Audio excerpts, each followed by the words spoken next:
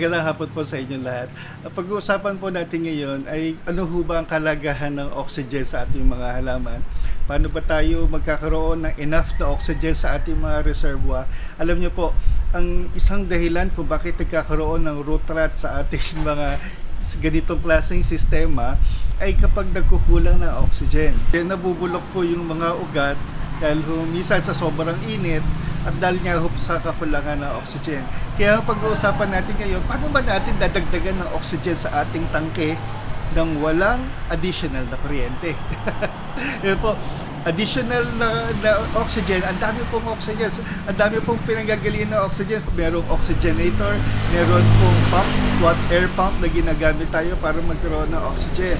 Pero yun ay medyo costly at merong cost sa kuryente, merong additional na kuryente. So pag-uusapan po natin, paano tayo magkakaroon ng hindi lang konti, kundi napakaraming oxygen sa loob ng ating tank para masolusyonan yung problema natin sa root rot. At syempre po, mas maraming oxygen, mas lalaki po yung ating mga halaman. Papakita ko po sa inyo kung paano natin lalagyan ng mas maraming oxygen. Hindi lang ho basta konting oxygen, hindi lang maraming oxygen, kundi napakaraming oxygen na magiging available para sa mga halaman. Ito po, tingnan po natin.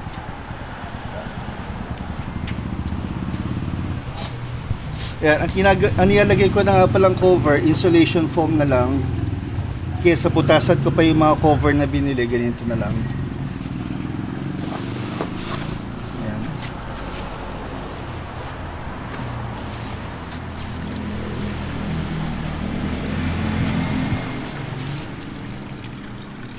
Ito nga po pala yung pagbabago na ginawa ko sa setup ko. Makikita nyo, yung drain end dito na. Ayan. Ito yung supply ng water. Ayan. Ayan. Wala po dito. Yung inlet ko po wala dito. Saan ko po nilagay? Andun sa kabilang dulo.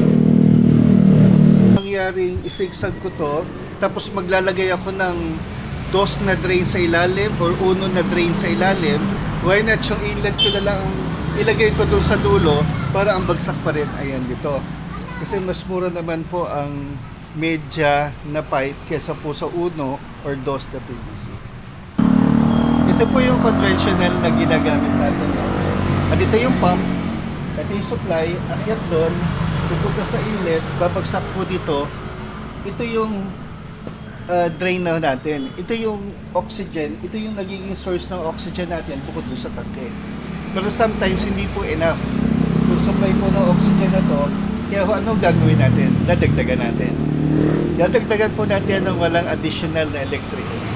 At ano nga po ba yung sinasabi ko na magdadagdag ng oxygen, hindi lang siya marami, kundi napakaraming oxygen sa ating water tank. Ito po yon. Alam ko po marami na pong gumagamit sa inyo at tawag po dito ay Venturi.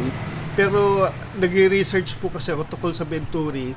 Ito po ay nilalagay nila sa ibabaw ng kanilang setup o sa ibabaw ng kanilang reservoir kasi kailangan po nito nakalabas sa hangin. Pero nagkakaroon po ng dagdag na gasto sa pagsiset-up at yung iba, binubukod pa po ng setup itong Venturi para magkaroon sila ng additional na oxygen. Kaya bakit po? Kasi po ito, kapag nawalan ng hangin ng supply ng water, hindi ho gagana yung Venturi. Pero may nakita po ako solusyon at yun po gusto ko sa inyo i-share. Sige po, tatanggalin ko lang po yung nasa existing na system ko at papakita ko sa inyo kung paano. Bukod po doon sa Venturi, ano po ang kailangan natin? Tipo na meron thread. Bakit po? Para saan po yun? Para po pag-thread natin ito. Kapag ako ay naglalagay ng ganito, di ko ho siya finipix. Yan.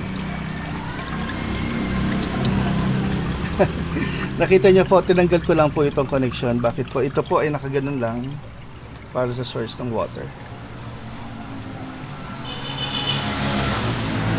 So ang gagawin po natin, ito po yung PVC na nakakonekta doon sa pump. So ang gagawin po natin, puputulin po natin ito para maikabit po yung Venturi.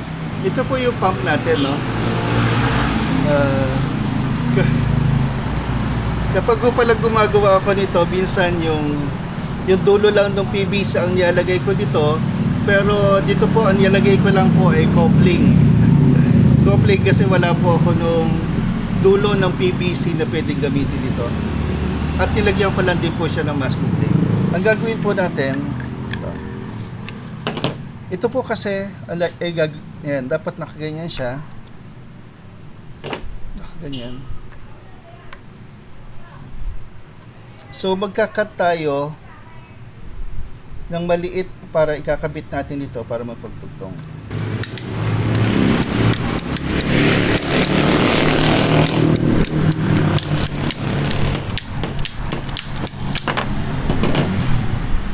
Ano po purpose nito? Ba't ho siya mas maliit? Mas gusto po kasi natin na itong venturi ay mababa lang para doon sa level ng water.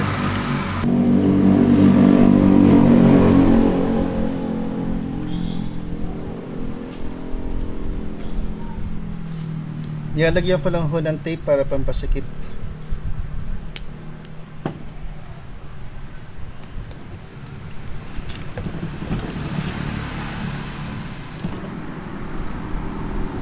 Naikabit na po natin yung T na paglalagyan po natin ng venturi.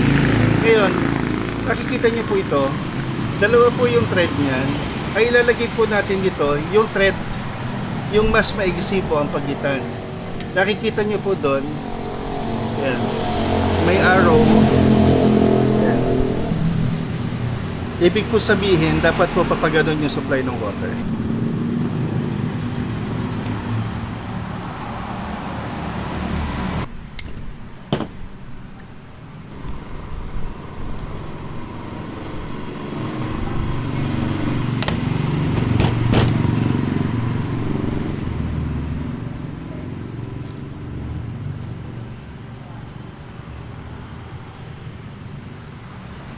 At syempre po, babawasan din po natin ito dahil meron tayo dinugtong. So ang bawas na babawas natin ay nasa more than 1 inch.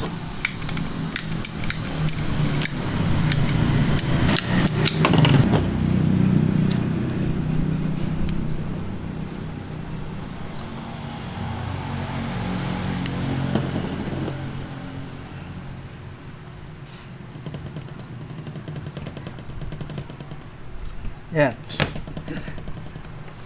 Ito na po yung venturi. Napakasimple po. Pinutol lang natin ito, isinaingit lang natin through T na mayroong thread, tas ikakabit na po natin.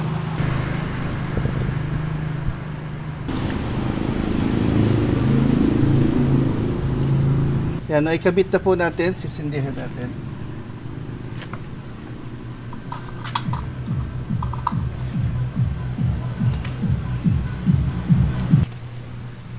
Yan. Kung mapapansin nyo po, meron itong bumubugang tubig, pero wala na po produce na oxygen. Bakit po? Kasi dapat itong venturi ay nakaangat sa tubig. Dahil kung wala po siyang masisipsip na tubig, ay na hangin, kung wala siyang masisipsip na hangin, wala rin lalabas na hangin. So kaya yung iba, ang sistema nila, nasa itaas ang venturi, para makakuha ng hangin at makapaglabas ng hangin. So ano po ang solusyon? Ito po ang solusyon. Pakita ko po sa inyo. Ano po ang solusyon para gumana ang venturi kahit nasa ilalim siya ng tubig? Ito po yun. Hose lang po na ganito ho ang kapal. Hindi ko lang ho alam kung ang kapal nito. Ito po yung ginagamit sa pang-level ng tubig. Not sure po kung gaano kakapal. Ayan. At tignan nyo po kung ano po ang kayang ibigay nito at paano po nito mapapagana ang venturi. Ayan. Tignan nyo po ito ha. Sabi ko po, pag wala pong hangin, hindi gagana ang venturi. Pag hindi ko pa i-install lagay ko lang. Nakita nyo yun?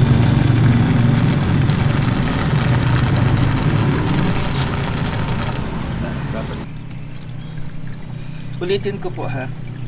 Tingnan nyo, ito yung venturi. Pero ang sabi ko po, kung ang venturi ay walang nahihigop na hangin, hindi gumagana ang venturi. Pag nilagay ko po ito, nakikita nyo yung dami ng hangin na yan. Ayan, yan yung oxygen. Kasabay lang po siya sa pump. So kapag po nakabukas ang pump natin, magpo-produce din siya ng ganyang karaming oxygen, ng ganyang karaming hangin, ng ganyang karaming bubbles na pwedeng makuha na ating mga halaman. Tatagalin ko po. Sana mawala. So ang susi po talaga ay hangin. Ayan. Ito po yung source niya ng hangin. Ayan. So pwede natin pagganahin ang Venturi sa ilalim ng tubig basta meron tayong ganitong hose. Ayan. Walang hangin. Merong hangin.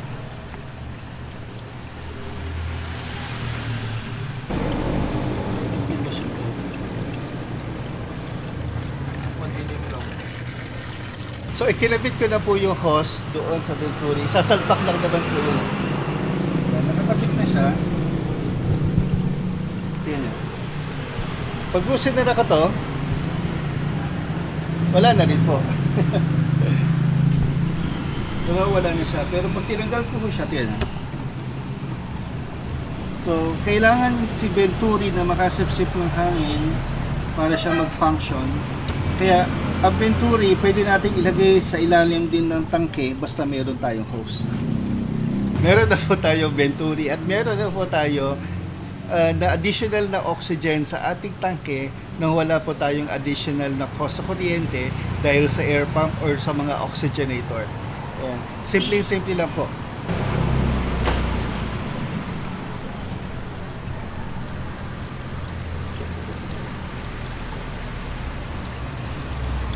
Napakasimple lang po na ikabit ang Venturi at kakaroon po tayo ng enough na oxygen sa ating mga tangke. Alam niyo po ba kung magkano ang isang ganito? Nabili ko lang po siya sa Shopee ng 89 pesos.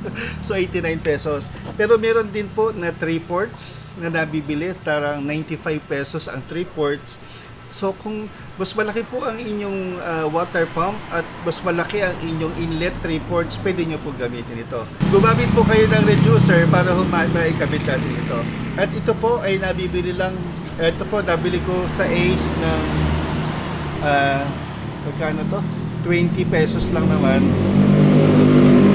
Doon po sa gusto na mas marami pang hangin, ito po yung 3 ports na sinasabi ko.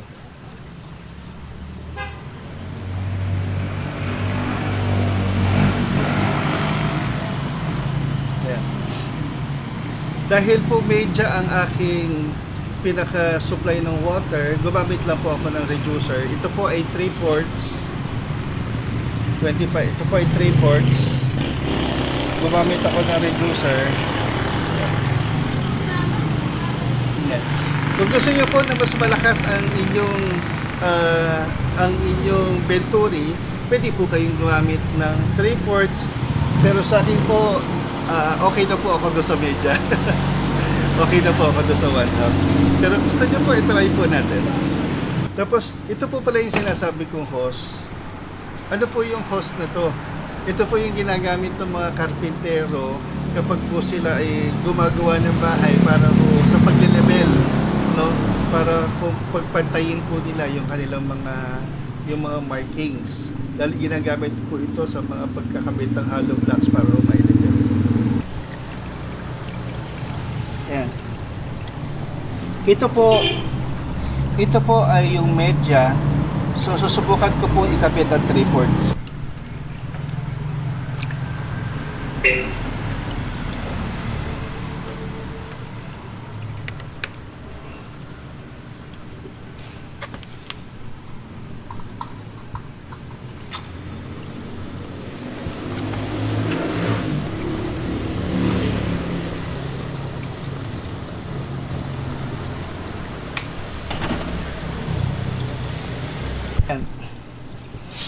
Yan, kung gusto nyo po na mas malakas ang inyong aerator or Venturi, 3 ports po ang inyong kabit. Kanina po ang kinabit ko ay media 1/2 no 20 mm. Ngayon po ito ay 3 ports. Mas malakas po siya kumpara sa kanina.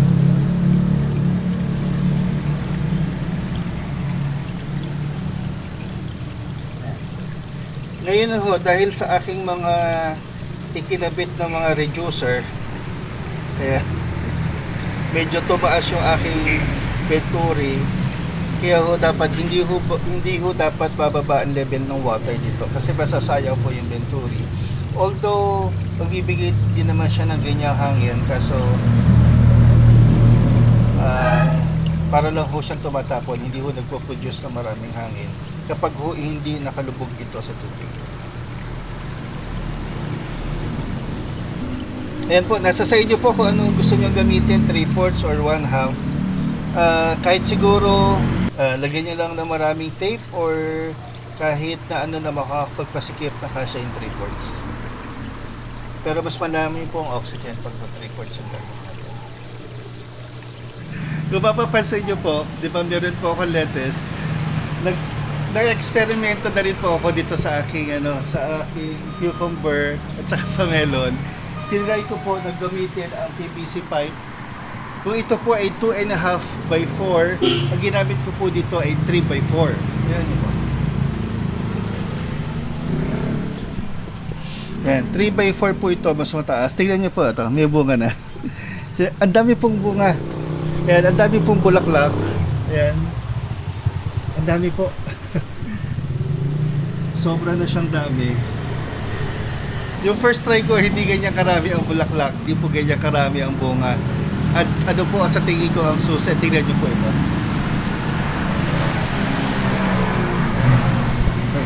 Kaya tingnan niyo po, ginamitan ko rin siya ng venturi. At ang dami niyang oxygen na nagagawa. At syempre po, makikita niyo ito yung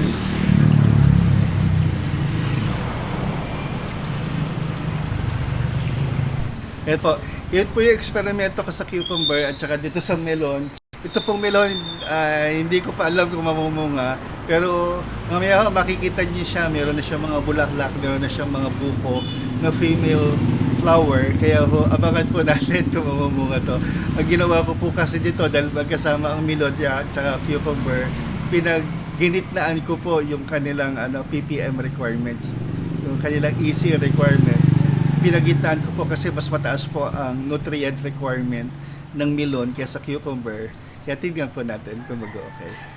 Maraming salamat po sa inyong panonood. Sana po meron kayong natutunan na sa halaga pong 89 plus 25, 114 pesos, meron po kayong additional na oxygen sa inyong mga tangke. Ito kasi kaya sabi ko, ang must have to sa lahat na may mga tangke at gumagamit ng mga reservoir para sa ganito klaseng setup. Ayun po, walang additional na kuryente, walang ganong gastos, 114 pesos, pero ang dami niyong oxygen sa inyong tangke na makasolve ang problema niyo pagdating sa oxygen. Ito, maraming salamat po sa inyong panonood muli at sa inyong suporta.